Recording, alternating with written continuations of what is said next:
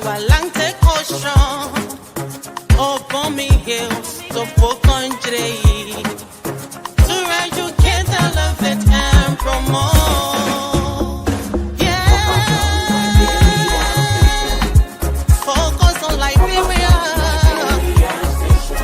for Liberia, Liberia, for Liberia, yeah, yeah, yeah, yeah, yeah. From Monday to Sunday. From Monday to Sunday, it's focused on Liberia.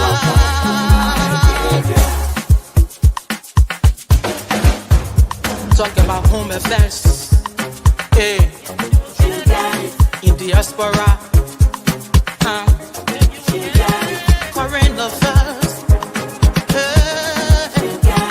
reliable information.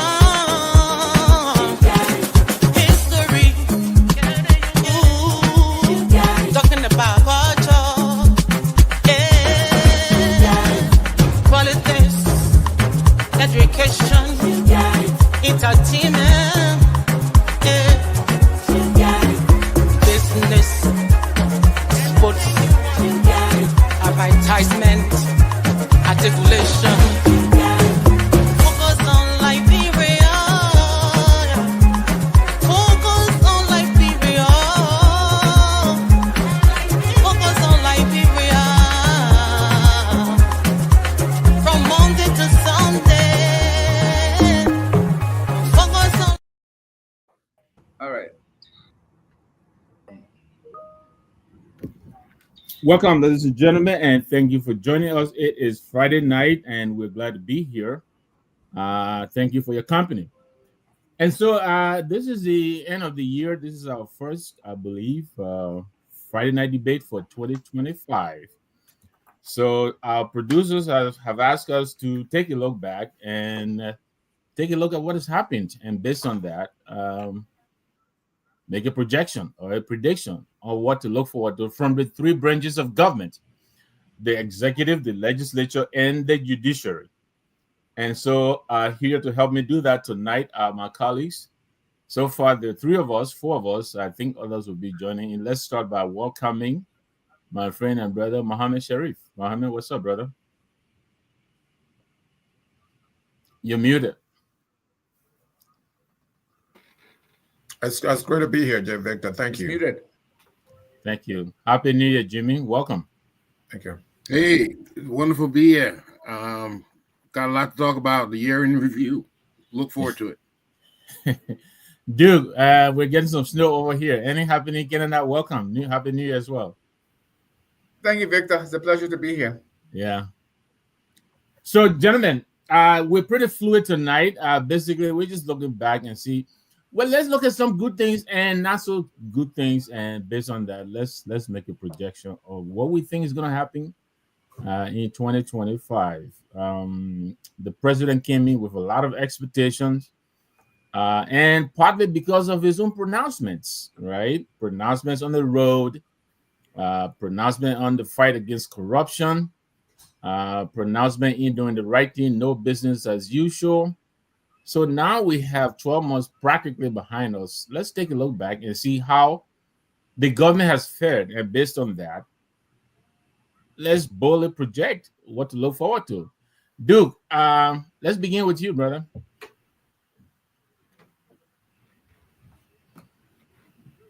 I think Duke is kind of delayed. Duke, you hear us? No, I didn't hear you. Sorry. Okay, Go ahead. You didn't hear me? Okay. Okay. Can you hear me now? Yeah, yes, I can hear you now.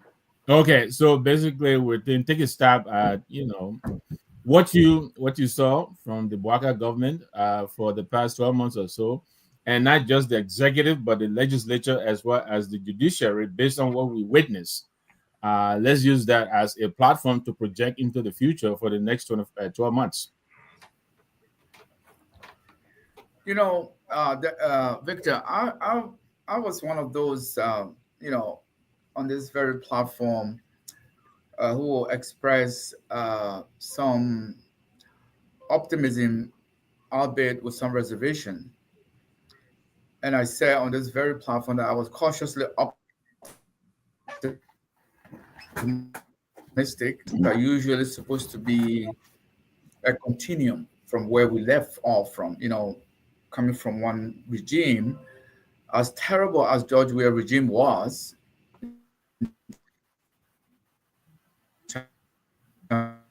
himself as a president. You see, our system is set up in such a way that the president is the one who usually set the tones, and then everybody follows. Everybody falls behind. And so the expectation was that because of the kind of president George Weah was, and the expectation was very high that he was going to be a better president than George Weah was, and factoring in the fact that his long service his long public service records, and of course for the Liberian people. But to our ultimate surprise, we found out that from the get-go, starting with the inaugural committee, that we were accusing the George Weah government of, we saw those same thing present from the get-go, from the very start, and we sort of indicate that what is to follow is really not going to be any better than what we had expected. So in that sense, it was really a disappointment from the start. Now, you would have thought they would learn from that and try to do things to sort of try to improve on things. But you see, knowing that usually these things, the presidents and all the people around them, they are usually beholden to some interests that get them to the finish line, and so they have to look after those interests. But you see, Victor, like I said earlier, usually the president is supposed to set the tone, and everybody else falls in place or follow behind them. And I didn't see anything like that. I didn't see any different people, the economy, the governance, law enforcement, and law and order, and things like that. We didn't see any of that. So I just hope that with the year gone behind us, and with all the missteps that occur in 2024, I hope they have learned from there, and I hope they will be able to improve on things as we move forward in 2025. Thank you, Duke. I don't know, Jimmy, I don't know if it's from my end, but look like Duke is having a little bit of technical problem. Yeah, Duke. You kind of breaking up every now and then. Yeah. Okay. You may want to go out and come back in. Yeah. Okay. Let me try that. Yeah. Mohammed, let me come to you, brother. Let's try to narrow it a little bit down. In terms of looking back, let's look at the whole fight against corruption. Did we do okay? Did we do less than? Did we do more than in terms of what was promised on the campaign trail versus the reality? Yeah, so a lot was promised. I think, from the beginning of the year, there was a change. And this change, I welcome that change. The president won in 2023, and he was inaugurated in January. And at that start, I was excited for a change from the Weah leadership that gave us nothing for 6 years. Which has always been my disappointment, that the infrequency of elections in Liberia. You can have other countries having, frequent elections, but we have presidential elections every 6 years. So George Weah was wasted 6 years of our lives. And you come to Joe Boakai, inaugurated in January of 2024, and we're excited. First of all, the inauguration speech didn't go well. That was very disappointing. It didn't go well. But you get past that, and he enunciated some things, and during the campaign, uh, which one of the things that I really was excited about is his commitment to the development and maintenance of road networks in Liberia, because the Liberian people are suffering. They have no roads. They can't get to nearby towns and villages to sell their products on the market. And you know it, J. Victor. People can get to Zwedru to Monrovia in a day's time. They couldn't under George Ware. And I think in the latter part of the year now, it has returned to that. So we are back to status quo ante, as they say in the legislature. So that is disappointing for me. The yellow machine, there are yellow machines. So the question is, why are the yellow machines still parked? So, I don't understand that. Yeah. Nobody is communicating to the Liberian people as to why those machines that were offloaded at the Barclay Training Center have not begun major operations throughout the country. Yeah. So I'm waiting for answer. Yeah. Because that's one of the things for which I supported this administration. We live here in the United States. We support campaigns for certain purposes. We support campaigns because they are going to do something meaningful, not because we're looking for jobs in those administrations, but we've heard certain things that the politician may have said, and they appeal to us. And so when I heard about road development and Joe Barker's commitment to some of the things that I like to hear, that I've never heard in a long time, I said, well, this is a very serious man. But towards the end of the year now, you veer off of that into all this leadership fight in the legislature. That's a diversion from the real development on behalf of the Liberian people. The Liberian people are suffering.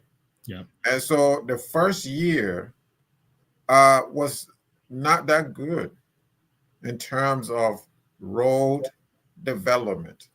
And thank you, Mohammed. Let's not just take it from you alone, Jimmy. What Mohammed is saying. I woke up this morning and let me read just the first piece from Amara Kone this morning. He said, although macroeconomic stability has improved since the elections, the Bwaka administration's first year has been marked by significant challenges, mistakes, and missed opportunities. Then officials will publicly admit there has been no new considerable investment. Electricity issues persist. High unemployment has increased and the drug use has increased. The legislature is a chaotic and benign and largely act as an extension of the executive branch, making work more frustrating. This is from Amara Kone, the John King of the rescue team, or the Steve Kornacki of the rescue team. This is Amara Kone writing. What do you say, Jimmy? Talk to us about what your perceptions are in terms of this government's ability to deliver on its promises, or meet some of the expectations. Yeah, well, clearly things could be much better. They got off with a rocky start, and as much as they claim to have plenty of experience, the people that were put in place, all the lieutenants, they had they had some learning to do.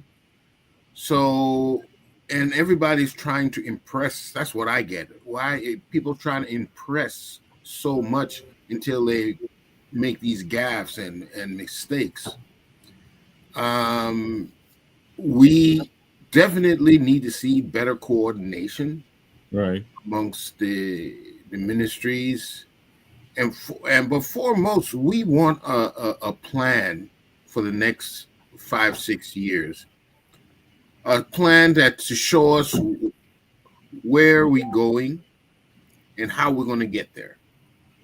They have brilliant. They have some brilliant people working for them, but they're haven't shown their brilliance as yet. So I think everybody's looking for leadership. It's going to be key because there's a lot of work to do. But what I have seen and concluded, there's a very fierce fight between two groups, and that is the UP party and the CDC. And we see this is being played out throughout this year. Jimmy, you must not be reading ABC. Didn't you see the letter? But anyway, go ahead. That's another story. Yeah, well, it is not. He hasn't been verbal as much. You've seen a lot of agitation from the CDC and posts from the various head people. There's been a lot from that group, and I don't think it's healthy though. They want to bring through what they call setback to come back or whatever they call that. Yeah, setback to come back. Yeah, it doesn't look healthy. We for the amount of work we have to do to resuscitate the economy. Yeah. To bring our students back online, back in school, back in a progressive pursuit of knowledge so they can make better Liberians. We don't have a lot of this time for this infighting, this bickering. It's not going to help anybody, you know? I wish we could just work together now for the next 5 years.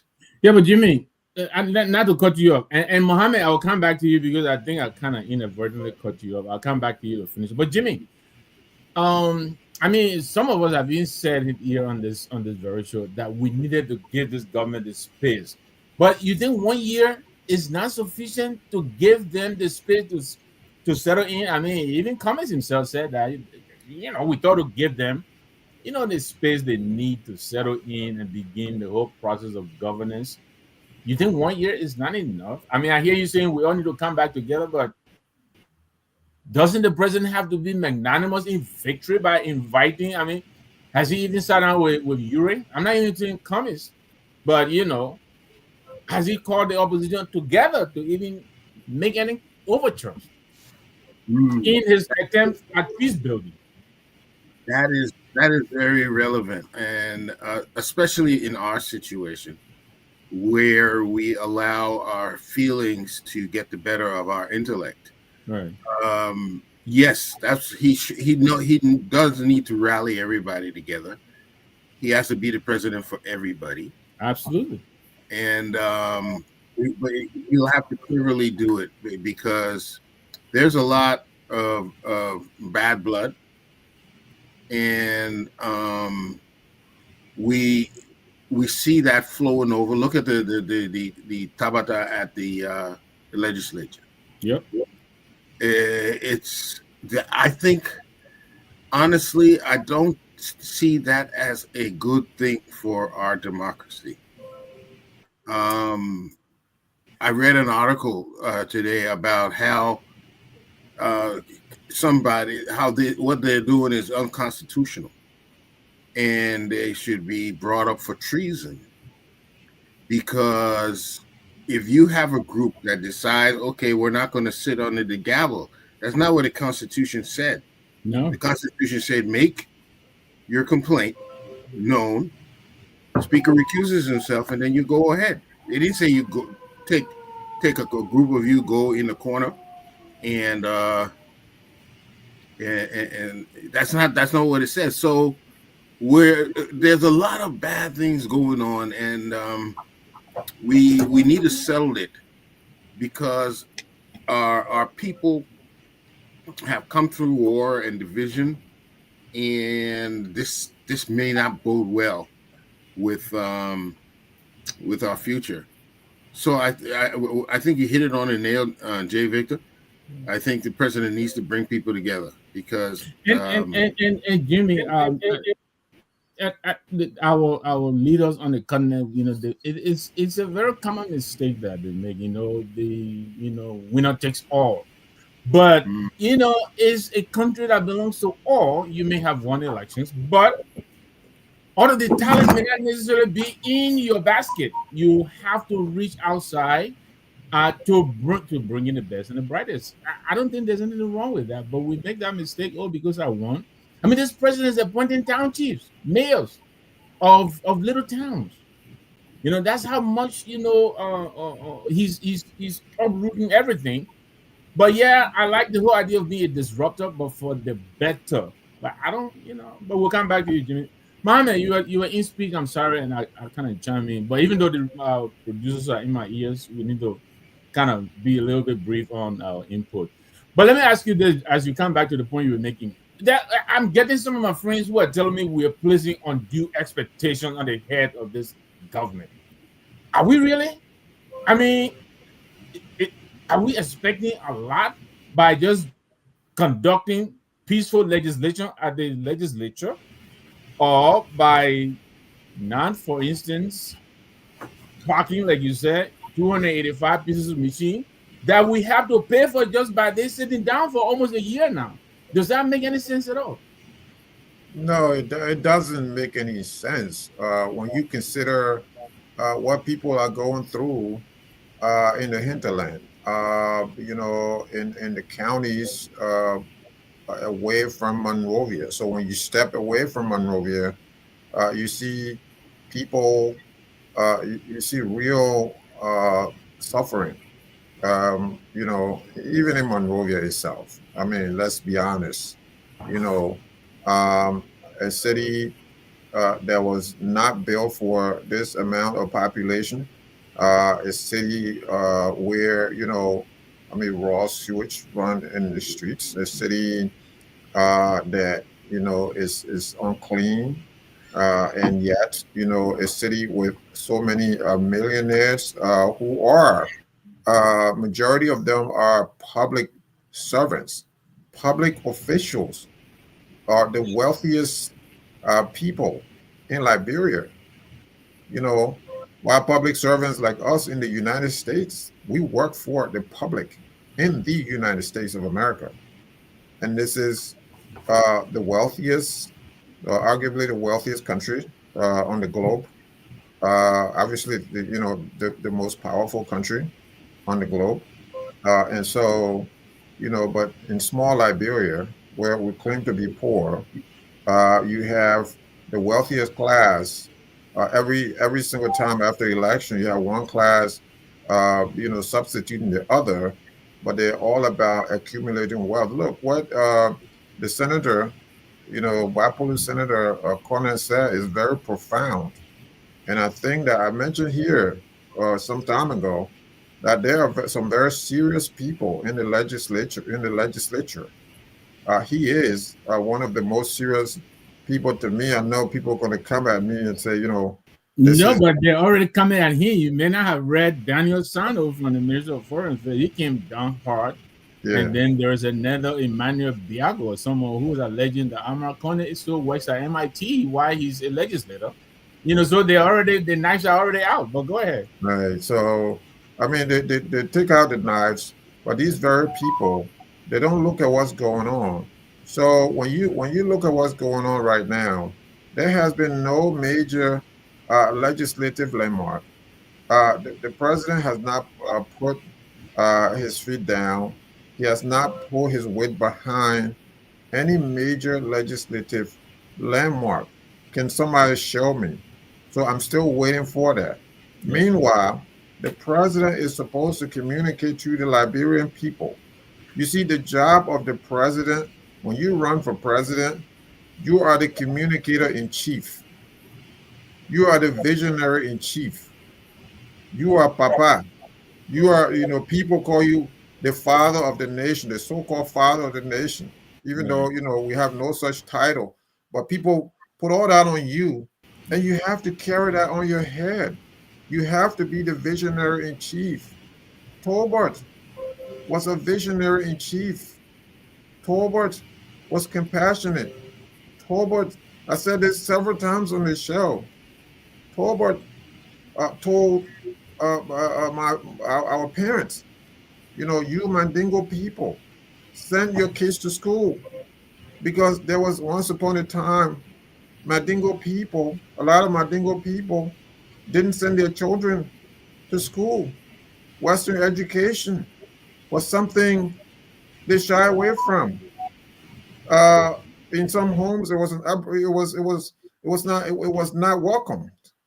So Tolbert called on these people to send their children to school. Send them to school. He went to the interior and sponsored some people, some poor people's children. So because of that vision that he laid out, our people, some of our people started to send their kids to school. And today, these people are grateful that a visionary leader called on a group of people to send their kids to school. We are products of that vision. So, a president is not going to pass around or go around and give $5 to everybody. It's impossible for Joe Barker to go to Kipamas, to Grand Crew, and start gathering people and give them money and dish out money. Of course, that's what they do on Capitol Hill nowadays, they dish out money. But you dish out vision. You lay out vision. You lay out a vision for 100 years from now, 50 years from now. But where is the vision, J. Victor? Nope. Where is the 2024 vision? Where is the 2025 vision? I'm looking for a visionary leader who will run Liberia. And that visionary leader, one of those people, not to belabor this point, was William Tolbert. But why should it just be William Tolbert? Of course, he died for the sins of his ancestors. We know that. We know the truth. We are historians. He died for the sins of his ancestors. But 40 years later, we're still talking about William Tolbert's vision. He came to this country, saw the housing projects, and put something like it, and went and built the Cabral estates and what have you. Matadi estates, where the upper class now live. Stephen Tolbert estate and others. He built the multilateral high schools. Zwedru became a center of student activities. He built the Harbel Multilateral High School, the Vonjima Multilateral High School. He called on the people of the interior to send their children to school. So I'm looking for a visionary leader along those lines. This is why I was very happy that Boaka said, this is about roads, it's going to be roads. That to me, then it's a vision. But when you stop there, then you have electrocuted that vision. You have shortchanged the Liberian people. You have made me feel bad about you if you lied to me. I don't want you to lie to me. I hope that 2025 will be different. No, Mohammed, I don't disagree with you that William Tolbert, relative to his colleagues of his time, he was pretty progressive, but he had the misfortune of being placed between the rock and the hard place. Right. We all know he wasn't very popular with the TWP movers and shakers, and yet the progressives were impatient. If you remember, Chia Chipo popularizing, justice delayed is justice denied. The progressive were just impatient that it was taking him too long. You know, And you to know what it was, and you know what it was. hmm, So he opened up, you know, Tubman, who didn't open up to the progressives, yeah. Tubman, who brutalized the progressive, uh, he clamped down, he repressed the progressive movement. You know, Twanware and others were put in jail. People were jailed. People were exiled. People were killed under Tubman, sent to Belayala, and yet the revolutionaries adored. This is a sin. This is the sin of that revolution. The revolutionaries adore William Tubman. Tubman holiday is a public holiday for what? For what? That's right. So Torba came on the For scene what? during the coming of age of the young progressive, and so. But anyway, let's It's come because back to the and I'll president. end with this now. Yes. Because we don't study our history, we don't look back on history. All the PhDs and stuff that were work with Doe, they couldn't even go back and look at Charles King. They couldn't go back and look at Tubman and say, look, let's take a different direction. Let's redefine these people in Liberian history. You got schools in Liberia named for Charles D.B. King, C.D.B. King School. For what? For what? Tubman. For what? So So these thank you for a little bit of step back into history. But let's come back, Duke. I hope you're okay now, brother. Welcome back. Listen, and gentlemen, let's spend this first part of the show for the 20 minutes or so we have. It's just looking at what has happened, and then the second part, we'll try to use that as a stepping stone to look into the future. So Duke, you came here, you made your intro. You kind of not too impressed with what has happened. But let's go down. Let's drill down a little bit. You know, the president, I think, realizing what was happening, he started with these retreats. Almost every branch of government, we're having a retreat, and then in no time, the retreat themselves, they were scandalized. We know what happened in June in Buchanan. Over $500,000. I think $290,000 just for what they call whatever it was. But all told, $565,000, spent in Buchanan for, I think, a 4-day retreat. Then, of course, the legislature went to, I think they went to Farmington or wherever they went for their part of the retreat. And then, of course, the executives during their retreat, the infamous 285 machines and all of that. So I think the president realizing this, back in October, he launched the performance management review system or whatever he called that. But it looks like, all of these pronouncements, from the day they are made, they just sit on the table.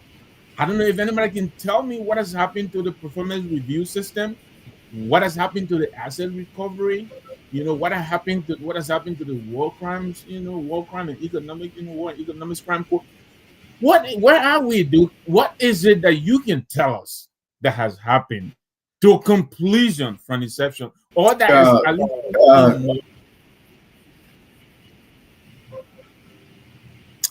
well, J. Victor, you have to commend uh, Senator Amara, and I think what Amara said is a true reflection of the reality we are living today in Liberia.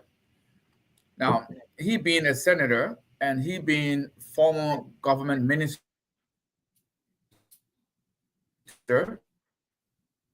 some of these things work.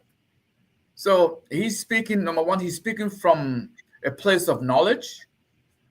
He's speaking from place of experience that he sees things and remember, JV, this guy is a member of the Unity Party. He was in the first cabinet of Ellen Johnson Sirleaf, one of the young men that Ellen recruited. So he said is profound, and it is an accurate representation of the reality we are living today. With that said, the whole thing is the common metrics is that were you better off in the last 6 years prior to the UP government or do you see things improving now as you're in a new regime? And so the first 12 months gives you the indication of how the remaining 5 years are going to be. So really, the measurement for the government in power begins with the first 12 months, which is what we've now seen in Joseph Walker's government. Now, there are just too many mistakes. There are just too many faux pas that were made that gives one the impression that things are not going to get any better because of the monumental task, the corrections, the righting of the wrongs that they've just found themselves married in. I mean, if you recall, a decade ago, tonight. To be precise, 2014, there was an amendment proposal of the 1986 Constitution in which, I guess, the aim of the 2014 amendment was to enhance local governance, decentralizing power, so that the counties and other local government can be part of the governance system. Right. Now, when this happened, we did not see any tangible effort. We didn't see any serious measures to see these amendments in place. Then they followed that by another amendment in 2021, I believe it was, when the aim of that amendment was to promote political participation and representation. Where there were some group of people who felt that women need to be represented, and of course other marginalized groups. So in the context, in the grand scheme of what we are talking about, you expected the CDC government to follow through on some of these amendment proposals, and of course, improve the lives of the Liberian people. And so we saw, as Brother Sharif rightly said, 6 wasted years of George Weah's term in office. And so the trajectory with the unity government doesn't look good at all, simply because of what we've seen so far in the first 12 months of their time in office. Now, that doesn't mean necessarily all is lost. They can still change course. They can still do some corrections. They can still bring in some more people who might be able to do the job. But again, our system is such that the president set the tone.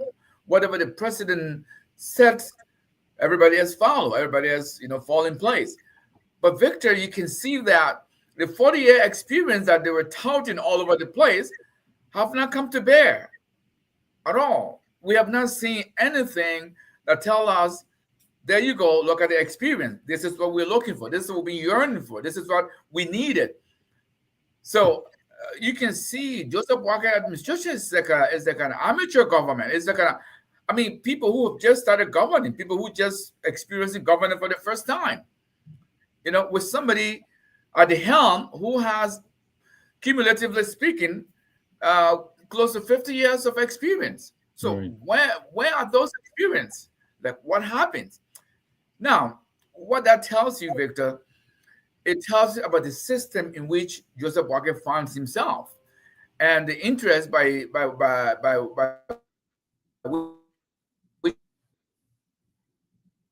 which is such that even any well-intentioned person and a well-meaning person who finds himself in that system, it's going to be very hard to function, because you are surrounded by people whose primary interest is to enrich themselves.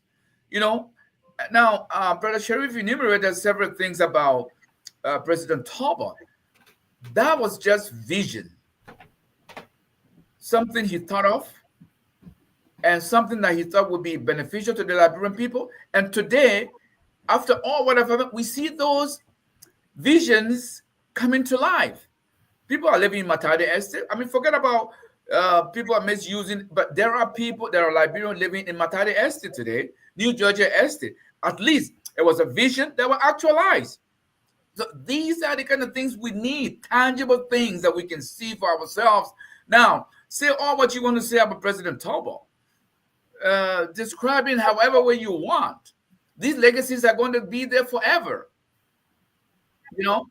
And that's what we need, Victor. We need someone who is going to go beyond his term in office. Right. Somebody is saying, what happens when I'm not here tomorrow? That's the kind of leadership we're looking for that we still haven't gotten. And like I said, I'm going to re-emphasize what Brother Sharif said. We wasted 6 years of the CDC government doing absolutely nothing. Thank you, Duke. Jimmy, and I don't intend to be personal here, but I don't know President Walker at all. He was in my UPP, but we never really, we never met. But people say he's a very decent guy, and I'm inclined to, to kind of believe that he's deep down he's a decent man. But it looks as if he is he is a captive of what Duke is talking about, people around him. I mean, you can see flashes of this president trying to break out, right? He fired Amin Modad when he knew, he had reached, you understand me, his maximum with Amin Modad. But then the LDEA situation, it just sat there and festered and festered and festered, right? He fired the guys at LRRC, but then the telecom situation is still sitting there. He fired the guy at the National Bank. So you can see that there is the willingness and the apparent desire to want is holding him back. And then take all of that and throw in all of these troubles that he himself, I don't understand. I'm having trouble understanding this president. Do you understand, what's happening, Jimmy? He is a complex dude, and you're right. I've seen a lot of things, but let's assess him. This guy went to CWA and defeated. It was Nat Richardson at the time. It was just one vote, but the idea, this man went to an elite school. Right. Where all the people who got money, country boy who walked from Foya to I don't know where he walked from, right? to 70 and beat the man. That's right. So you can't take that for granted. What did they see in him that captivated their vote? And he won. Even though it was a bad chance. So he way he plays his cards, he tries to stay within certain boundaries. But the thing why I agree with you though, Liberia needs a lot of work. And it needs a plan. Right. And it needs somebody who can really move the needle. You're going to have to change the mindset of Liberian people. So I hope to see him make stronger moves in front. I see him trying to consolidate power. I don't think that is healthy for us. I think there's too much centralism. Everything is in Monrovia. I think we need to move away from these things. But you can his political moves. You saw what happened with the CPP and what he did to Cummings, and then Uri, and then Costa. Yeah, this guy he knows how to play his politics. He's not loud, but it's just as shrewd. So I expect him to come up with some vision next year. If not, then we're going to see the seditions will get bolder and bolder and bolder, right, until 2029. Right now, that people are already talking about 2029. Absolutely. I don't get it in our country. Everybody is the only way we're going to become something. Is if we run for government, if we run for position, why is that? It has to be like that. Why can't we outside of government make progress?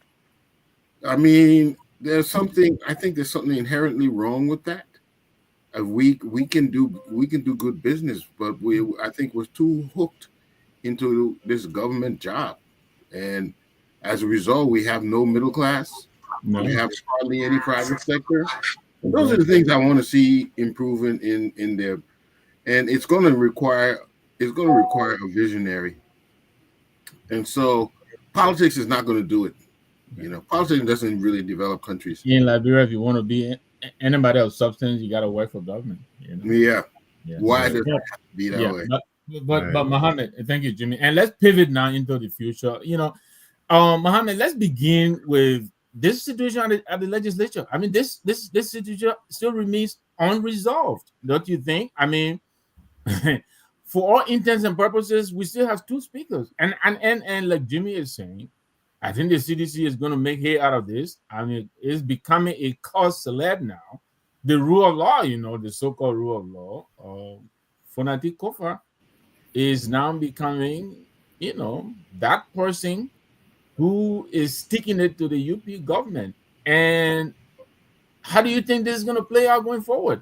I mean, the President's State of the Nation's address is right on the on the heels of coming. I can't even tell you where and how he's going to deliver it. I read during the week, I think the Nangwe people are not trying to flush Kofa out of the office and stuff like that, Yeah, are you looking forward to the state of the state address from the president? I can tell you that. What are you looking forward to? I mean, I look. At this point in time, oh Lord, so 6 wasted years have passed. Now we get to 2024, which started well and now largely wasted. So is 2025 going to be wasted again? I mean, look, so you asked me a direct question about the turmoil in the legislature, which is the making of the, from what I suspect, the executive mansion, and so they're going to do everything possible to make sure that Richard Cohen actually becomes speaker. Right now, he's not. I mean, constitutionally, he's not the speaker of the legislature. He's not the speaker of the House of Representatives. He's not. He has hijacked that office. He's a coup maker, and that's what he is. We have the constitutionally elected speaker who beat him the first time, and he didn't accept defeat. The president didn't accept defeat, so they contrived this and put him in there, and he's a coup maker. Right before our very eyes in the diaspora. I'm very deeply disappointed, even with people in the diaspora, all these diaspora organizations, talking on both sides, calling for calm on both sides. Let's be peaceful, calm on both sides. Both sides. What is both sides? This both sidism is sickening to me. I'm sick of this. Say the truth. Stand with who is right. You see, that's what I have done consistently. I have said Bwaka is better than Weah before the election. But when it comes to this issue, we stand with justice. We stand with Kofa because Kofa is on the side of the Constitution. You've seen people come up, on social media and call us all kinds of names. I don't care about those people. For me, those people who are now back in the Unity Party this way, these people are bootlickers of the status quo. They are, they try to stand with the Unity Party for demolishing our democracy. Kofa is doing what he is supposed to do. J. Victor in the United States, it took people like Malcolm X It took people like Martin Luther King.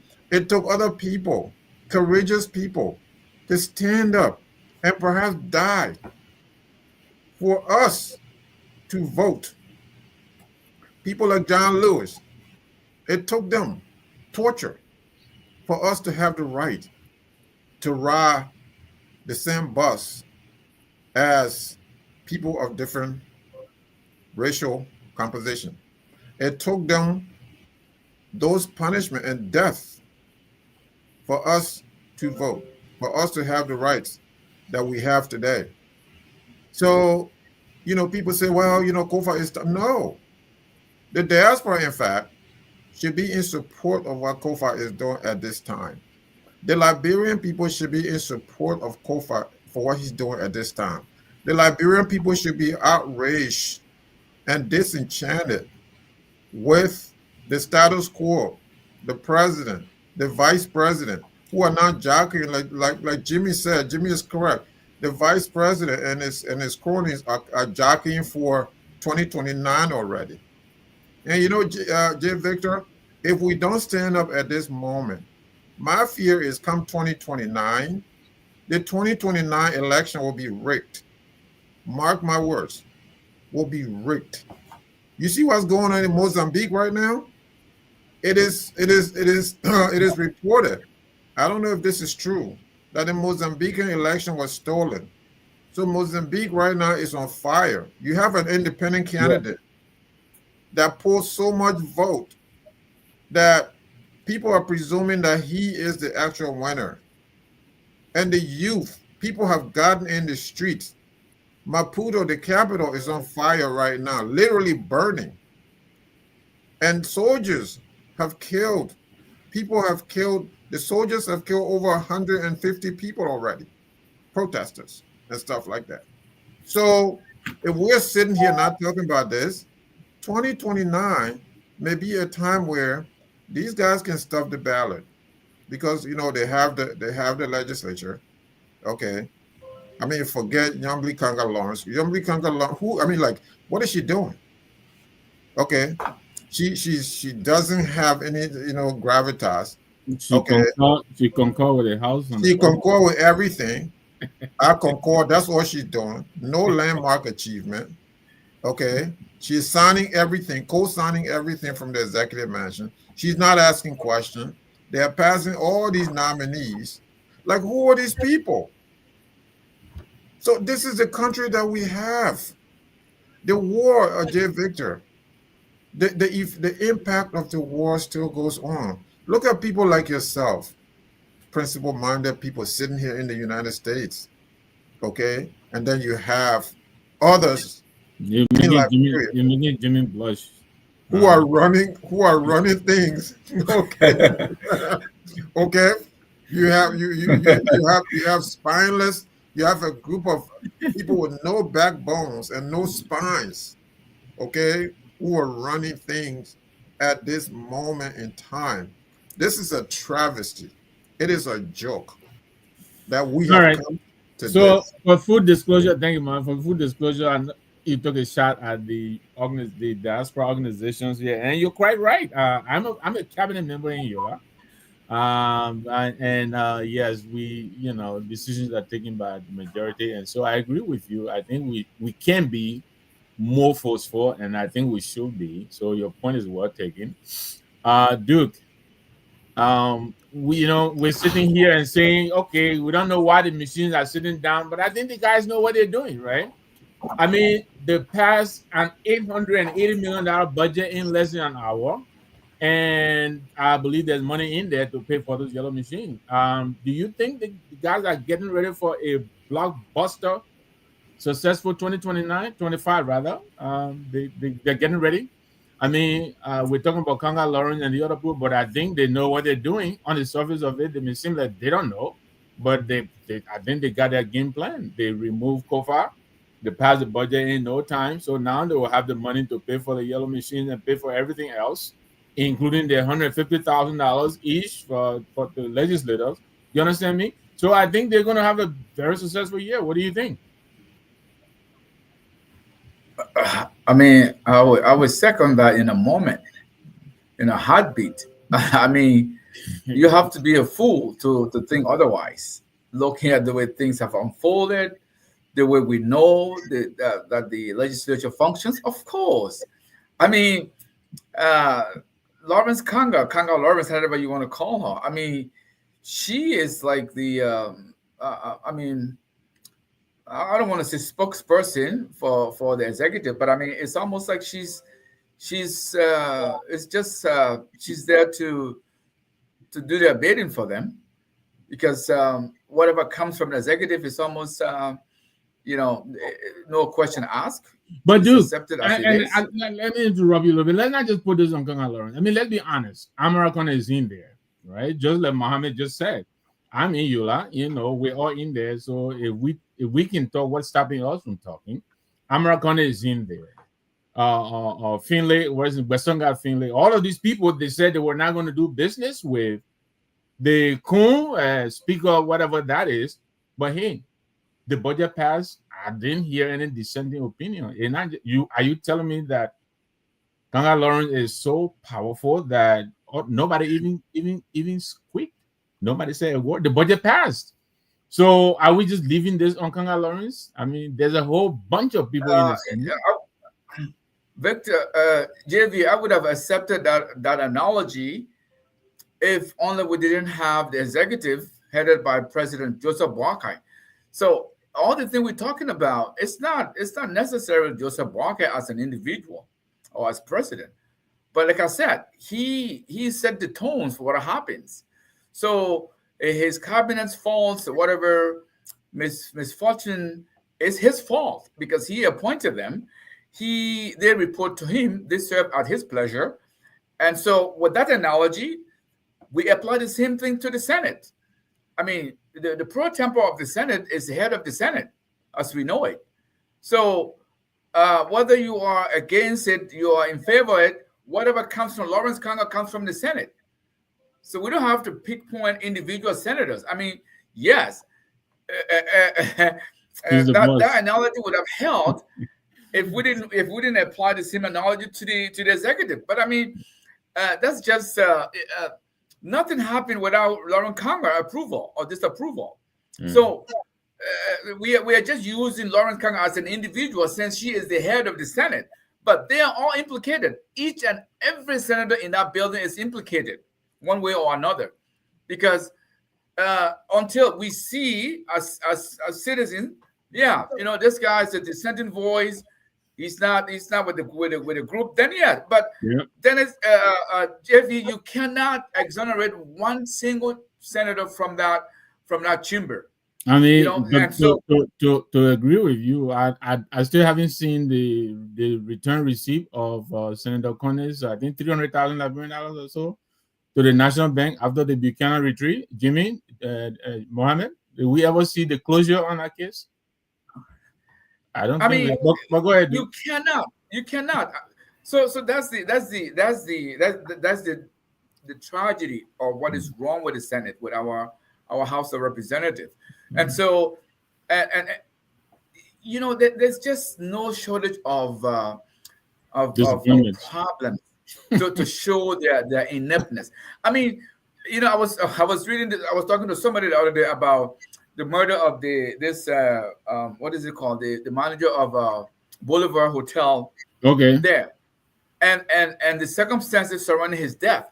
I mean, I'm not suggesting, because I don't have any knowledge beyond what I've read in the papers.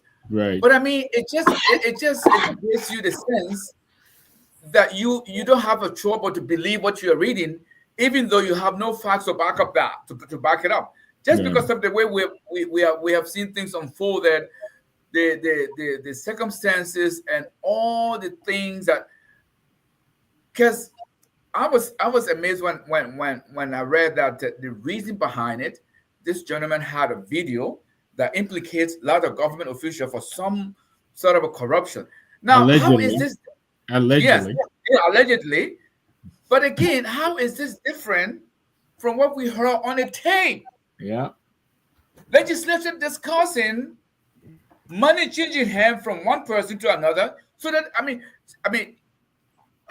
to be correct, you want to say allegedly, but you almost want to believe it. Yeah. Because of the thing we have seen preceding this event or this incident. And that So might just be another investigation whose end we may never see. exactly. So there is just no ending in sight. As we recover from one tragedy, another one pops up. So, but again, JV, this it speaks of the head, because again, I'm going to repeat this: the president's supposed to set the tone, and from there, you can be able to predict the trajectory going forward. But this is not the case here. Instead, they are married from one controversy to another. Where does it end? So the fact that we are even talking about 2029 in 2024 and 2025 tells you how bad things have gotten. Because the people of CDC are somewhere having champagne somewhere. It's a field day for them. Absolutely, dude. I want you. I'll come back to you and Jimmy, dude. I'll come back to you and Jimmy. I want you to start thinking how meaningful you think the opposition is going to be going into 2025. But Mohammed, our friend Sharif is communicating with you here. I don't know if you read in the in the comment section. He's cautioning you to be careful, because you'll be held accountable for anything you say here tonight. So be careful. But I want you to talk to me a little bit about the judiciary, Mohammed. We let them out. They have gone to their recess. They're not coming back until March. They bungled this whole House of Representative thing. Came out with the most ambiguous, in most of us view, ruling. And then there's a bill of information that's on the Chief Justice's desk. He said nothing about it, and they're gone. Now, Fonati is holding still, as Jimmy has indicated, and all of us think he's not going away yet. Do you think when they come back in March, they're coming back with a different attitude? What do you expect? I don't expect much from the judiciary. I thought that they did as much as they could by laying out the fact that in their ruling, and this was again misinterpreted by the Minister of Justice for their own purpose. Let me ask you. Let me put you on the spot. I don't know, and maybe Jimmy or Duke. Can they hold him accountable for his interpretation, or they have absolutely nothing to do with it? I don't think they can. I don't think they can, especially with the government in power, right? So everything, keep in mind, we have an executive presidency that is driving all of this agenda. And so the minister either had to do this or be removed. It's like, an order to Grady Allison, right? Way back in time in the 80s, move or be removed. Yeah. So if he didn't say this, he would have been removed. He would have lost his job. And you just said it. You just said it at the top of the show. Look, everybody and their brother is trying to get a government position. So the Minister of Justice is in one of the most lucrative positions in government. So he's going to do whatever he can to keep his pot boiling. So whatever pleases the president is what he's going to do. Have you ever seen an independent Minister of Justice in Liberia? No, I've never seen that. You can go back in any period in Liberian history. You've never seen that. Have you seen an independent, a truly independent, arm of the judiciary, like a Supreme Court justice? There was some point in time, there were some justices, way back in the 1900s, maybe 1910, there was a Supreme Court justice who was impeached because he disagreed with the president in 1910. And then come 89 or 88, Churchill was impeached. And then the third person was Kabina Jana, who was impeached. So these people are aware of that. Some of these people read history too. They're aware that if I do anything, they're going to impeach me. So the only independent of his time was Chair Chipo. Chair Chipo tried to be independent, and what happened to him? He was impeached. So this Supreme Court justice, the Chief Justice, is well aware of some of these things. So it'll be detrimental to him, his job, if she goes ahead and stand as an independent voice, which she should be in this time of crisis. But Right. the judiciary is not, and I don't expect them. They're not going to be. You mentioned the Bill of Information. What is wrong with adjudicating on that? What is wrong with that? What is this pressure? Especially in the state at which the whole country was, right? That was the one shining spot, the one shiny area that I keep pointing to in the entire 2023 process was the National Elections Commission. David Brown Lansana's commission. That was the one of the most shining spots in Liberia that I was very proud of. The other thing that I was proud of was the fact that the incumbent president at the time, while votes were still being counted, Yep. he knew the numbers. He knew that there was no way out at that point in time. He didn't cling on. He accepted defeat, Yeah. and said, perhaps I'm going to come back again. Yeah. So all of this now, keep in mind, just watch this now. This is under serious threat. We don't know. These greedy people that are going to follow Baka because they know that he's not running in 2029. So all these greedy people and what they're doing, the list is long. It's a long list of people, okay, that are positioning themselves. And they're very greedy, and they're maniacal. And they're going to do anything and everything, even if the nation burned to the ground, for them to sit in the executive mansion. These people will do that. And we as the consciousness of the Liberian society, have to stand up and do something. And do something before it's too late. I couldn't agree with you more, brother. I'm sorry. Go ahead. I thought you were. No. I'm done. But No, what? I just agree with you, Jimmy. I'm coming to you. I mean, talking about the judiciary, right? I mean, the very first budget, and the president kind of sized them up, right? Kind of marginalized them in the budget. They came out and whined a little bit,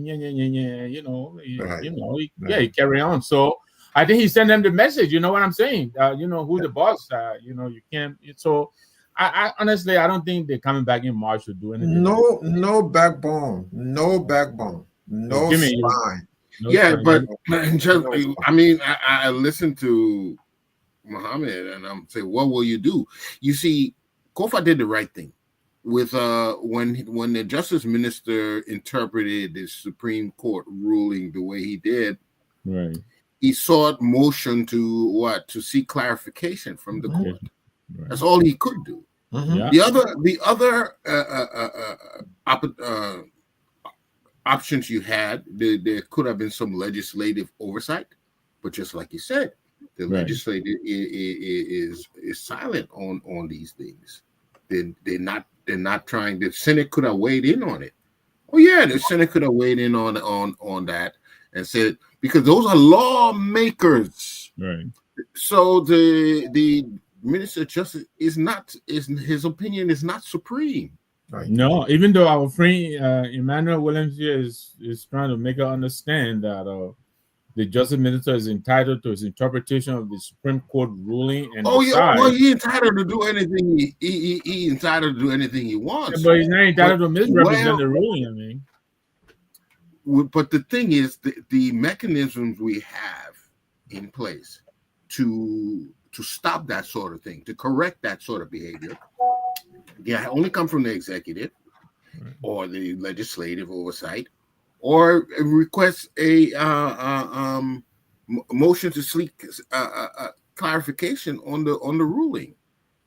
exactly. Okay, so the first two options are out. because it's it's one And, the and one I side. couldn't agree with you more, Jimmy, for a matter so pressing. I mean, this whole thing captivated the whole country, and they left the thing and went on vacation. I mean, right? And they don't realize the devastating effect this thing can have. Yeah. That you lose an election and you come back and say, we're not sitting on you. And you try to bully the man out. You don't even have a full vote. And then hold a second election. They say, okay, we move this man now, we hold an election. No, you usher him on a white ballot. This is dictatorial. That's what you see in dictatorships. Yeah. And Jimmy, I don't know if we're taking calls tonight, but I'm sorry. Go ahead. I think you have it. No, I don't think we can take calls tonight. We don't have that. The tech backup up, and we don't have it up. But, all right. But gentlemen, thank you. Let's spend the last few minutes on what the opposition is and what it could be. As far as I'm concerned, the opposition is virtually non-existent. And for full disclosure, I supported the CPP. I was on the National Campaign Advisory, so I may be a little partial, but the CPP is non-existent anymore. It has been dissolved. But and I kind of appreciate the Mohammed is laughing. I appreciate the position as stated by Mr. Cummings that even though we're opposition politicians, but we felt that this government deserved a little bit of space to get their feet planted and not give them too much headache here and there. But they've been at it for about 1 year now, and we can't really see any movement in any direction. If anything, it's more of the same or probably even worse than before. And so now he has announced that he is now going to begin speaking on issues. The only thing that I've heard a couple of my friends say is he could have maybe tried to garner a little bit more support in terms of other leaders. I mean, he seems to be now the lead opposition political leader in the country, besides former President Weah, who has indicated he may not run. In fact, he said he's not going to run. So the CDC has also been, trying their hands here and there. They try something, I forget, and then the whole speaker thing, and now they themselves, they're coming up. Do you see the opposition finally waking up now, and how do you see them going into 2025, dude? That's for me? No, Duke. I don't know if you're hearing me. Okay, Duke. I think there's a delay. Yes. Yeah. Yeah. Can you hear me? Yes. Yeah. JV, you have to take this whole notion of the opposition into the context of where we are today as opposed to where we were. You see, the progressives, when Marcus Matthew and the Moja and the other progressive then, there was a genuine intention to improve things for the Liberian people. And now you can question how far they were willing to go, and you can question some of their tactics, but they were holding the government feet to the fire. And even President Talbot, at one point before 1979 and OAU conference in Liberia, President Talbot gave a speech in which he did acknowledge some of the demands of the opposition. So this notion of opposition, they are supposed to help to improve governance. They are supposed to help the governing party to govern better. But today's opposition, since the ushering in of the new republic, we have not seen anything like that. All we see is the opposition want to appear better to the Liberian people than the governing party. And so all they do is criticize and try to tear down the government without any meaningful or any constructive criticism towards the governing party, because the mentality that we have now developed since the war is, I think my government will be better than the existing government.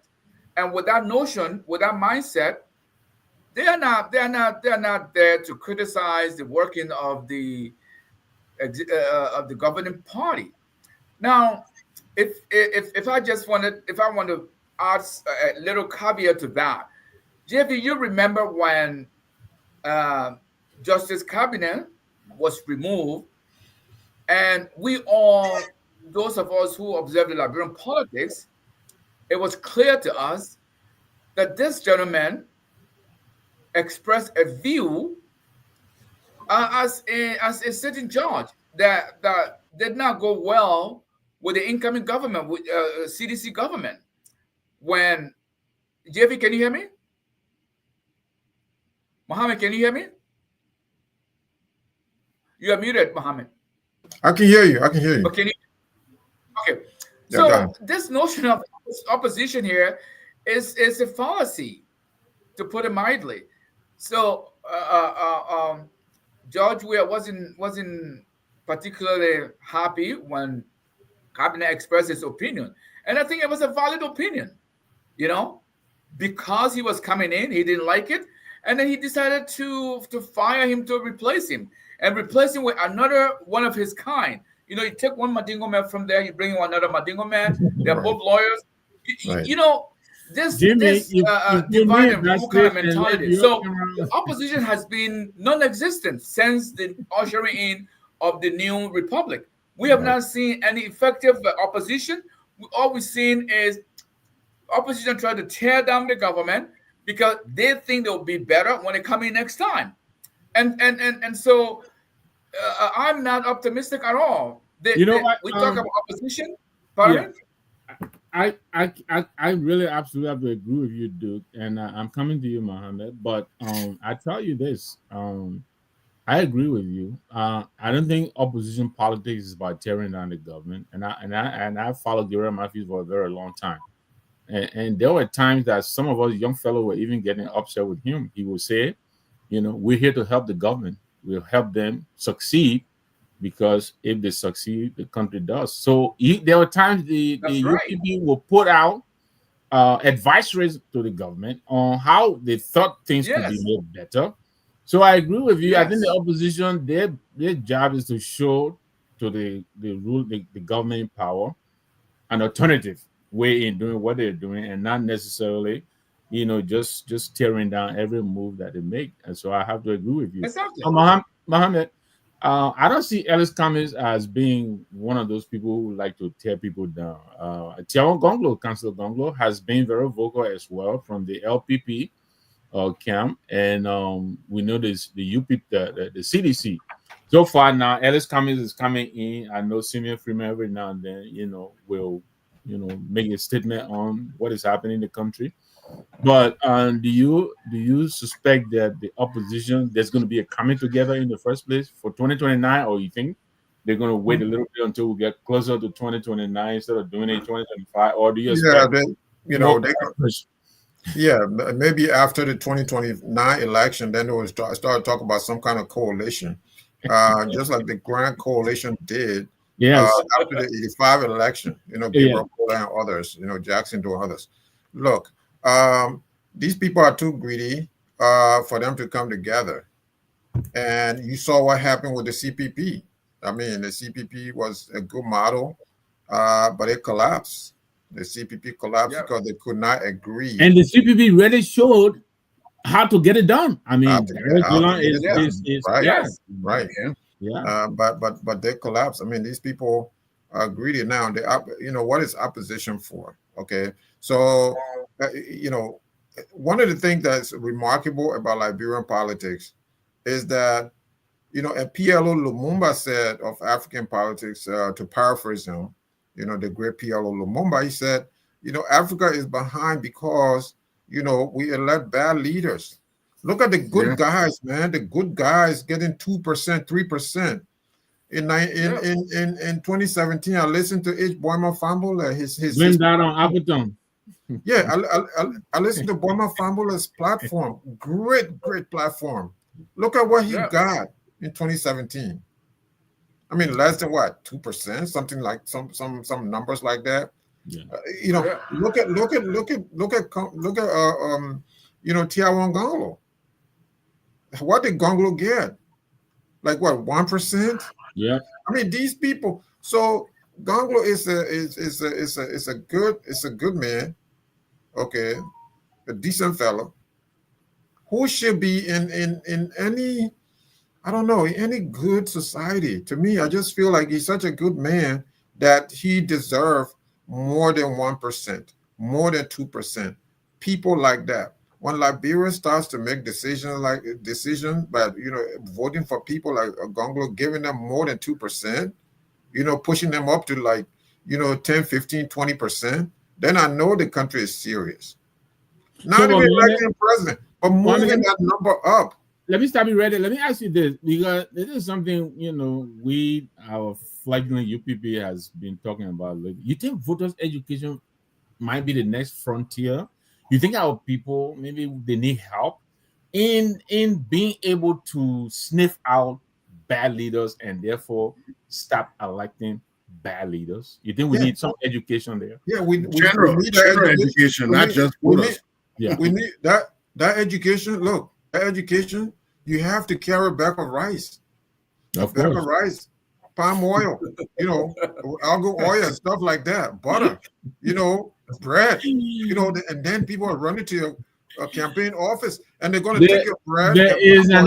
There's an expression we have in education, you meet them where they learn, right? But look, J. Victor, they're going to take your palm oil, your rice, your bread, and then they'll go vote for some bum.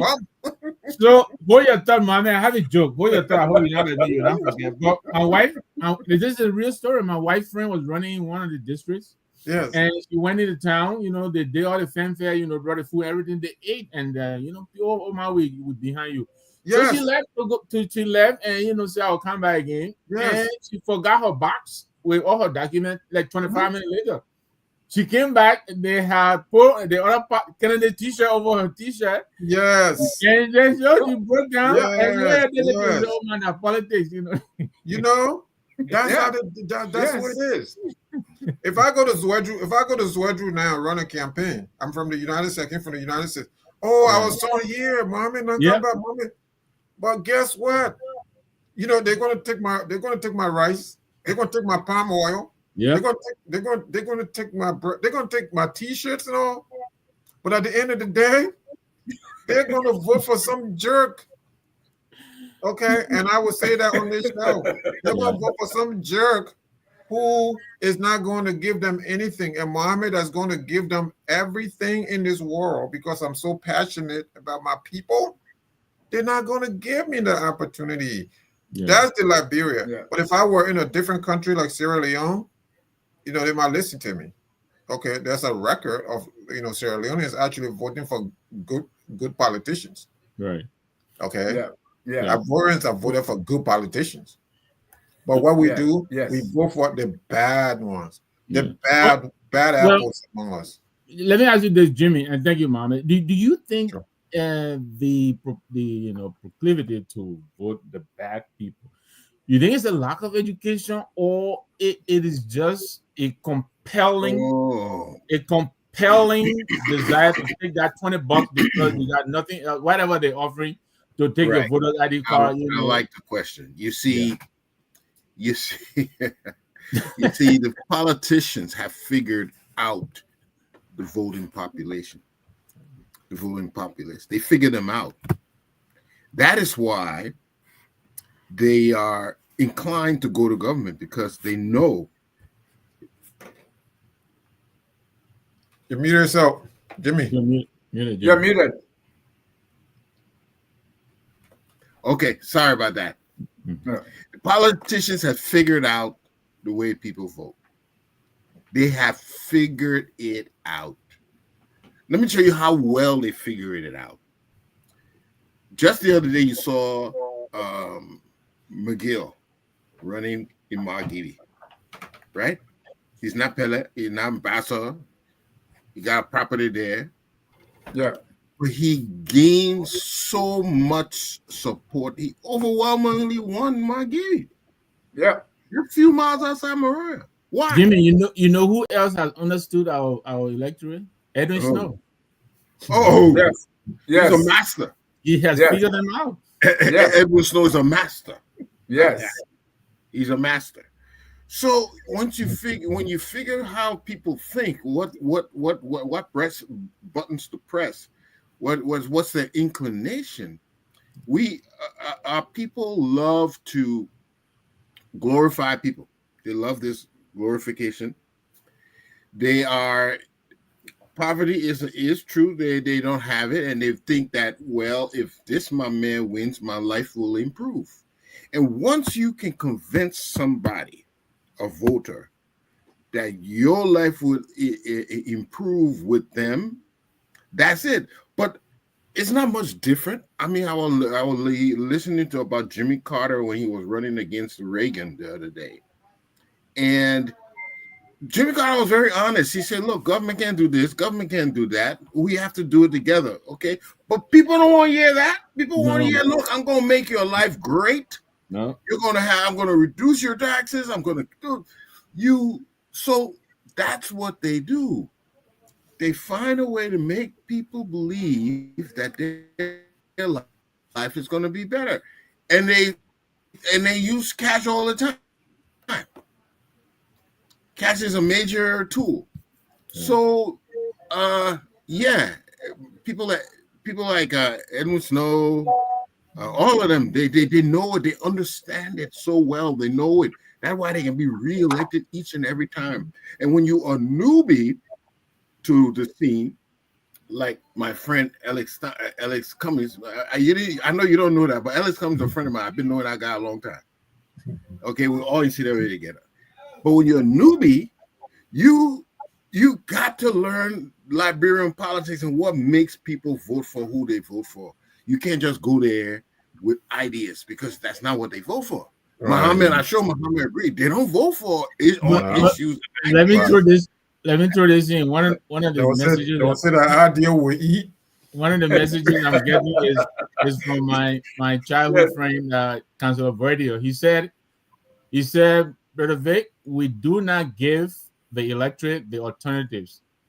Is Sherry willing to go and contest or Eastman? No. The better candidates shy away from the political theater. Does Jerome have a point here, Councilor Verdio? I strongly disagree. He's calling all of us out. No, the council. I like him. He's a brilliant. He's a very brilliant man. Very brilliant. Liberian. But I disagree because the numbers have shown that great candidates have stood and they have lost. I told you that I listened to the 2017 a long speech by Henry Boyman Fambola, and it but Mohammed, as you're making that point, I mean, we all are familiar with the comeback kid.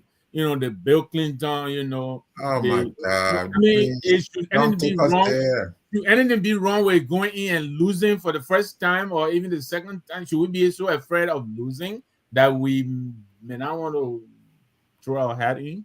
No, it's not about losing for the first and second time or maybe the third time. Right. It's about people. Okay, I have not tried, but people from here have tried. Okay, there are people who have tried that, and they've lost to candidates who have no business running, who have no business sitting in the legislature. Okay, they have lost. People have tried that. I mean, Edith Gongolo how many times has Edith run now? Right. You think Edith is not competent? You think Tiawana is not competent? You think Dr. Fambola is not competent?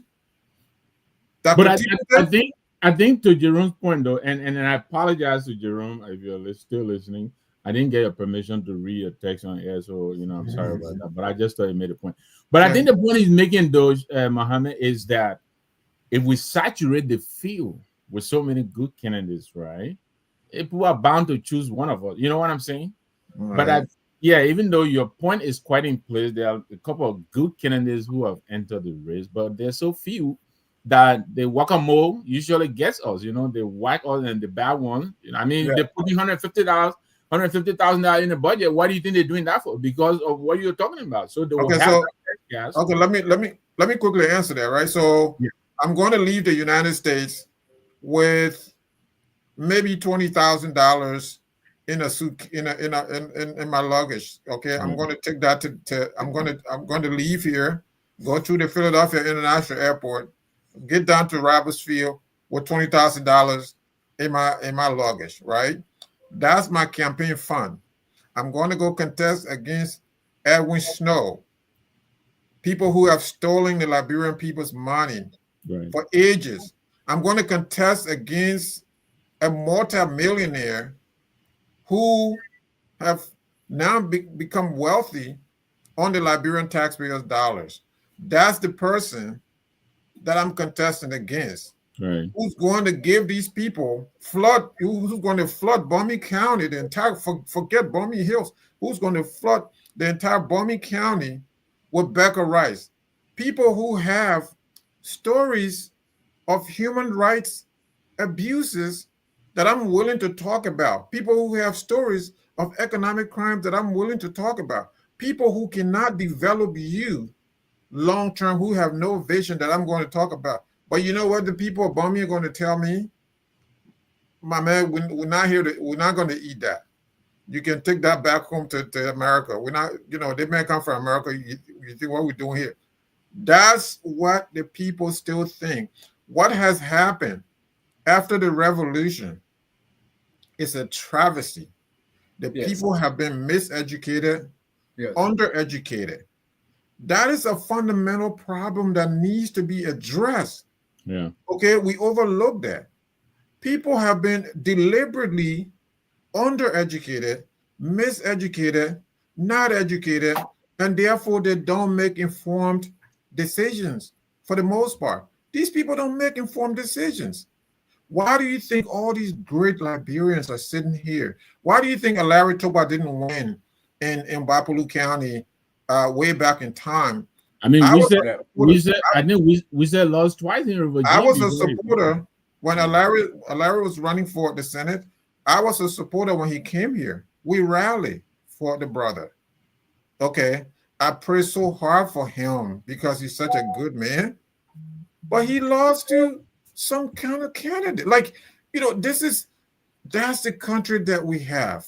In any other country, the Alaris of this world, the Dubanyans will be in that legislature making good laws. Nobody want guys like that. Okay. Tiawan Gonglo, guys like that. Okay. You instead of that, who do you have? Who do you have? You have McGill. You have McGill. You have Edwin Snow. And they're supposed to be making law. Oh, yeah, I'm the ECOWAS, the representative for Liberian ECOWAS Parliament and this and that. Like, this is a joke. You have Prince Johnson. It's a joke. It is a joke. Duke. Thank you, Mohammed. The opposition, I mean, to Mohammed Jimmy's point, a couple of good candidates have entered the race and come out empty-handed. I mean, I can name them like he just did, Abraham Mitchell, Yes. Kamina Wisa, Alari Toba, Ida Gonglo, Tiawan Gonglo, a number of good candidates. But our people, they went for Yaga Koluba, I think Yaga Koluba has been elected twice, right? Blama Nelson was kicked out, so these people have figured out our people. And let me, before you land, I wanted to put this Jimmy, but I will leave him alone because I don't want him to read any meaning into it. But there is this this divide that I think is still suffering all the intelligentsia, the so-called Congo country divide. I think our brothers who felt dispossessed since 1980 have not made it easy on making sure that we are demonized, the so-called progressives who came in and rock the boat. And now here we are, the country, the native people are in charge. Do you think this may have something to do with what we have now, that the progressive camp and our enlightened brothers also from the so-called Congo side, we cancel each other out, and we're left with what we have? Do you think there's any substance to this? I think that claim has some legitimacy in it. I think so. And I say this with some caution, because it's kind of tricky if you don't express it properly, and some people get offended. But it does have, in my mind, it does have some elements of legitimacy to it, because people would say, well, when 1980 was over, we saw what happened, right? And all the things that followed the 1980 coup. Now, I'm not sure if that's an accurate way to measure it, but if you look at the political body politics after the war, and you see how things have unfolded, then you can actually see, yes, what we suspected might be here, But again, I mean, I stand to be corrected on this one, but I mean, this is my reading of how things have unfolded since 1980 to date, And so, personally, I can speak to the election that was held in Grand Jude, when the representative died suddenly, and one of the individuals who were contesting in that Grand Jude election happened to be someone that I know personally, and we share the same last name, even though no relations. But what I gathered from that experience was what Brother Muhammad is saying. You do all the right things, you meet the right people, and they say all the right thing to you. Right. And on the day when it's supposed to act, it's the complete opposite of what they were telling you. Yeah. Meanwhile, they've taken your money, they've taken your T-shirts, and whatever it is that you have to offer, and all the things you want to hear. And then suddenly, you go for the election, and you see this result, you are like, really? But it's even bigger than that, JV, because the electorate, and maybe, like I said, again, I stand to be corrected on this one. The electorate, the overwhelming majority are destitute, poor. They don't care about your vision as long as 1 day, 2 days, 3 weeks, campaign season. They don't care about tomorrow. It is all about now, right? Right. If the party can boil during the campaign season, that's what they care about. The party got to boil now. Yeah, but Jay, now, let me comment a little bit on that. Your let's get to another part. Just land on this one. Yeah. Let me comment a little bit on your postulation there. Yeah. Go ahead. We'll go finish up, dude. You want to finish? So the candidates are playing into the destitution of the electorate to their tone, so that they can get what they want. And I'm saying this, having been a very close friend of one former representative, Lawrence Morris, and he tells me, he said, Duke, anyone with vision cannot survive in Liberian politics, because the guys who want to get elected, they know electorate will have a bias remorse, but their interest is to get elected, and that's it. No vision, no interest, because of what they're going to get in return is what that matters. And these voters, poor voters who have no clue, they will collect the T-shirts. But again, what do you expect? I mean, turn it around. What would you do if you were in a position? I would probably do the same thing. Probably. Yeah. So that's the tragedy of where we are.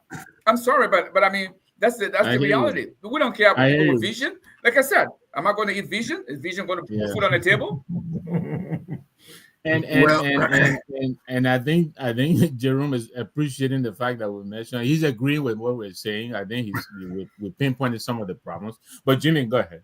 Yeah, first of all, the postulation that there is a adversary against the progressive. No, that's not what happened. That's not what happened. I was there with always listening to the rhetoric at that time, right in the middle. But what happened was when in 1980 occurred, the progressive took a back seat. They were supposed to be in the forefront. They were, first of all, they were afraid, and I can tell you, Pacos was afraid to even be foreign minister. They were afraid. And so what you have done now, you started this fire, and when it started burning, you got afraid. You can't. You got to be a true revolutionary. And that means if you have to die at stake, you have to die. Mm. You know who the true guys who stood up for the revolution was the Isaac what's his name? I don't know why. Tokba. The Lindsay was pretty. Lindsay was The pretty. 9 of those guys. Those guys would have been shot and Yeah. taken to Bella Yala. Tokba. But they told the military junta, this is not right, and we stand for it. You won't kill us, you kill us. There has been nobody ever like that. All of them went helter skelter when the army took over. We thought they would have. Everybody thought they would have come to the forefront and do all the nice things they promised, and they didn't. So the failure to deliver the promise is what's doing it. It's not anybody have a campaign. No, there's nothing wrong with the progressive. We've had the same ideas. A lot of people have the same ideas. People just, there was but Jimmy, this Cold War going on, so they try to demonize anybody who talked good about socialism. But that was the who was doing all of that. Right. There's nothing wrong with yeah, socialism. but Jimmy, there were 2 camps of the progressive, though. There were a couple of camps, yes. There was the more. Yeah, there were 2 camps of the progressive. There were camps that actually aligned with the military junta. Which And camp was that? Pardon me? Which camp? Because I saw you talking about because they took positions. Because because what's his name took. You have He's backup. talking about. I think he's talking about Oscar. Oscar Kuya, and others who actually. Yeah, Also, I know that who we're talking about. military. Well, They were well, really, because they took what- positions. what happened is in the early days of the coup, all of the camps were absorbed. Basically, you're talking about the Moja and PPP Yeah. camps. They, Tipote Sawyer and Pamela Group, and then the Queer, Carlos Jan and Bacchus Mafia. But they were all in the government. You're right. I mean, they were all in the government, even though right. they didn't stay too long. I think by 81, No, they 82, didn't. they were already coming out of the government because the disagreements began to emerge. But you're right, they were in there initially. I mean, they all had positions. Mafia was a foreign minister, I think family was at education, Tipote was at planning, they all had positions in the government. But eventually, then of course, in the latter days, then Queer joined the NDPL. You're right about that. Look, Tipote left the scene. And Tipote so left. some of them, How could Tipote? Why would you leave? Tipote, why? You've been talking this thing for years.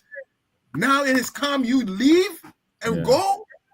But let's not forget, Jimmy, man. and I agree with you. Come on, man. As a revolutionary, you should speak even with the bullet at your breast.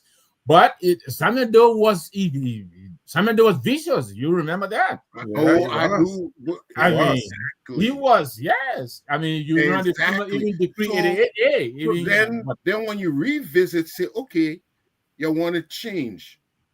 But Torbo was not vicious. You could have dealt with Torbo. And I'm telling you, I really believe.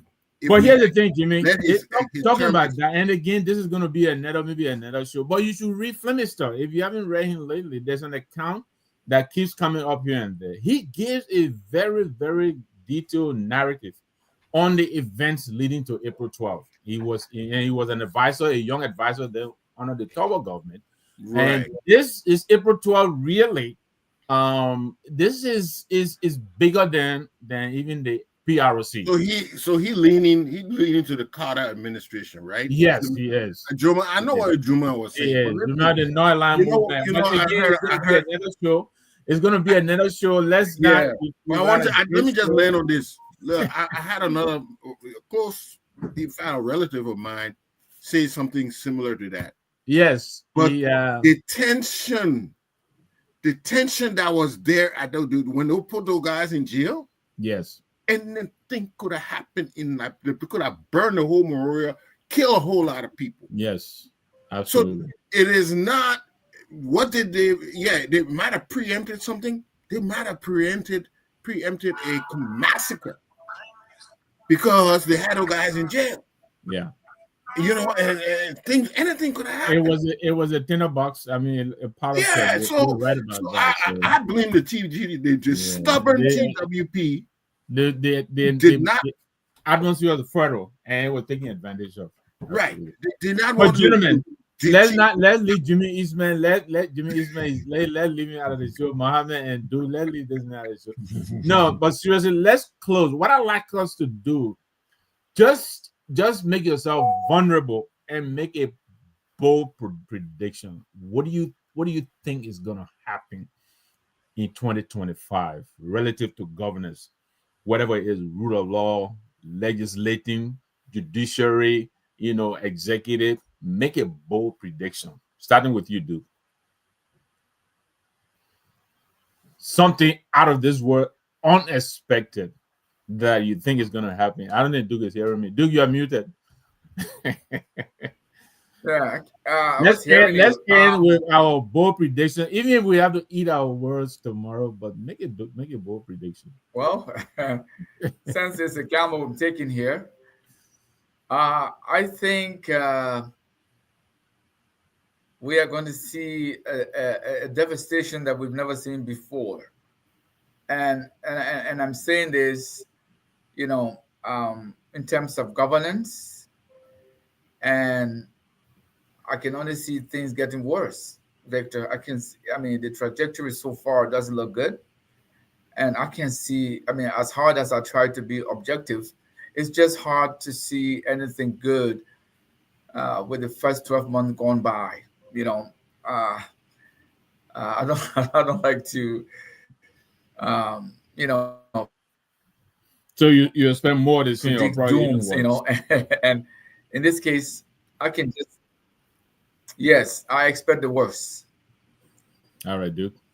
Jimmy. I hate to say this, but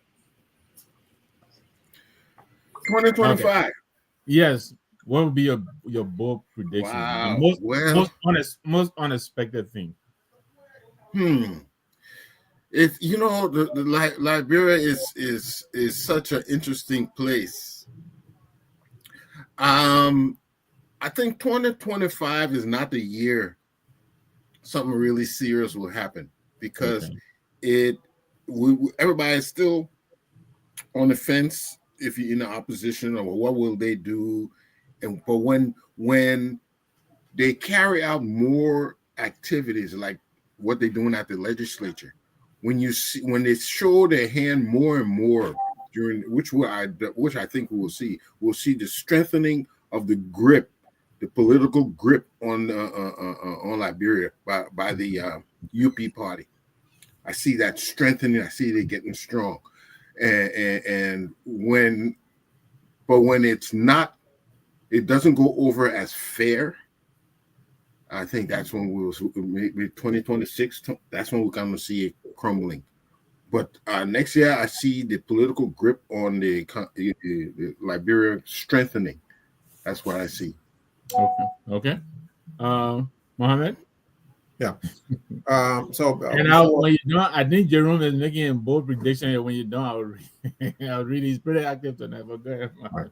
Yeah. So before I do so, I want to say that one of the things that I had thought, during my time at the university, that the Liberian Society would have copied, of course, was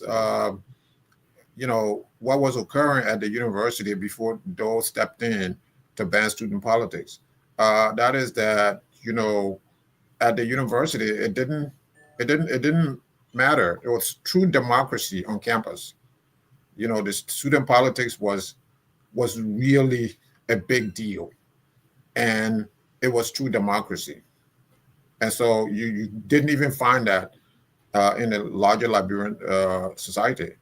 And so this is why mass education will probably help get good people elected and weed the bad ones out. You know, the people have to be educated enough to make wise decisions, to make good decisions. Maybe that's why in Ghana they make a better decision than Liberia, because the level of education is different. There are more people educated in Ghana than Liberia. That's a fact. But then it confounds us, you know, who are analysts, to see that the Sierra Leoneans make better decisions than Liberia. So that's interesting to see one of these days that we have to put all these data together and study them.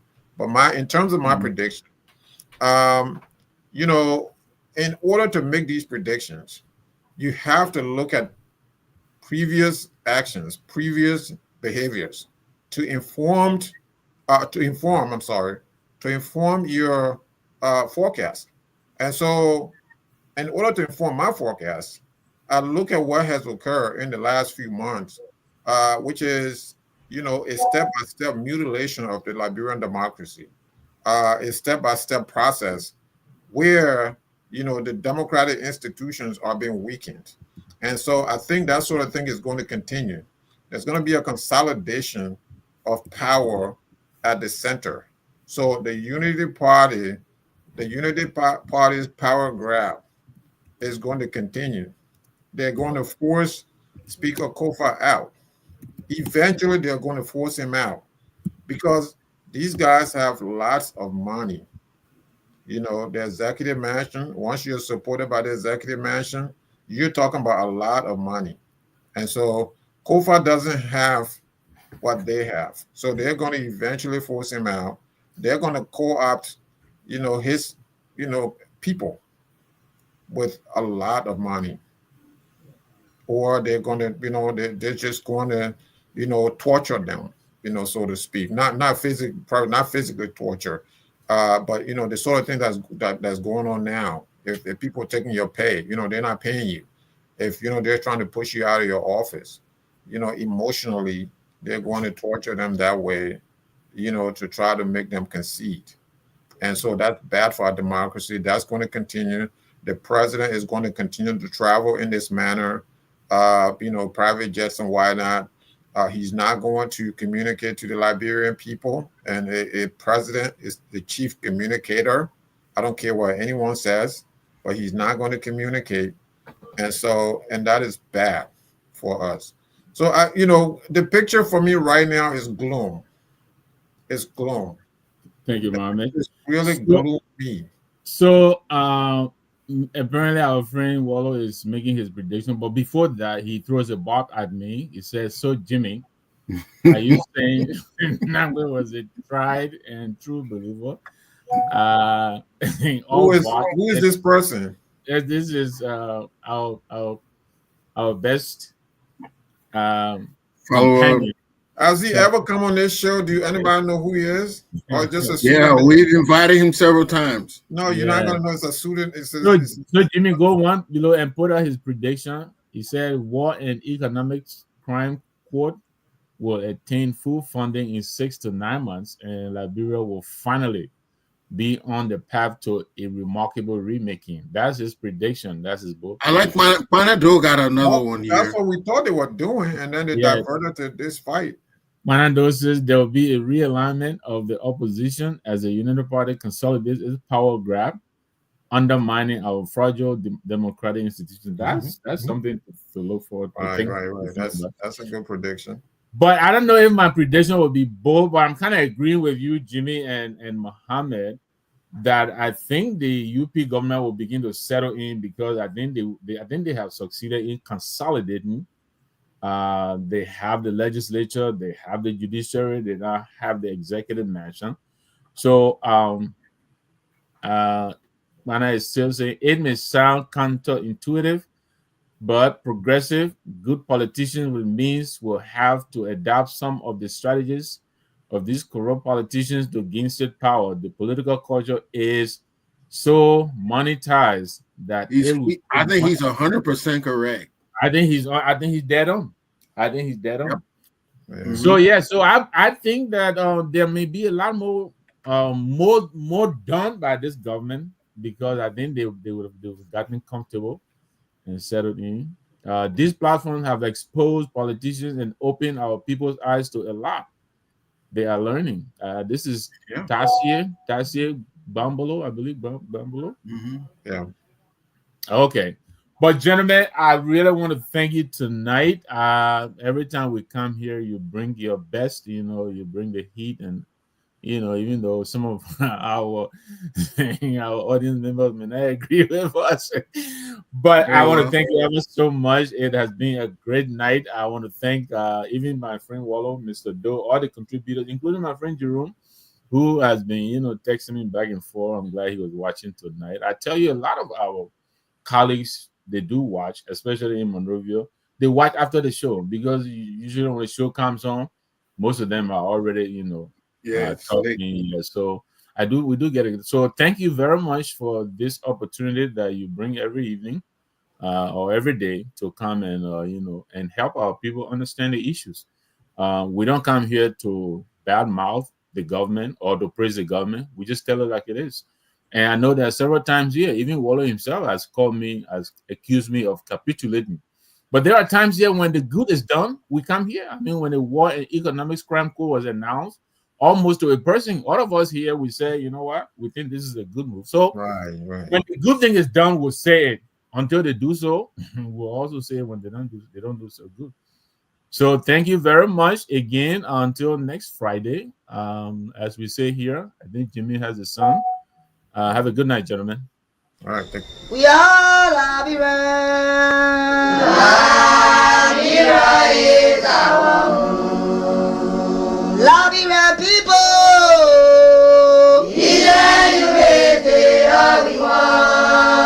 Labira,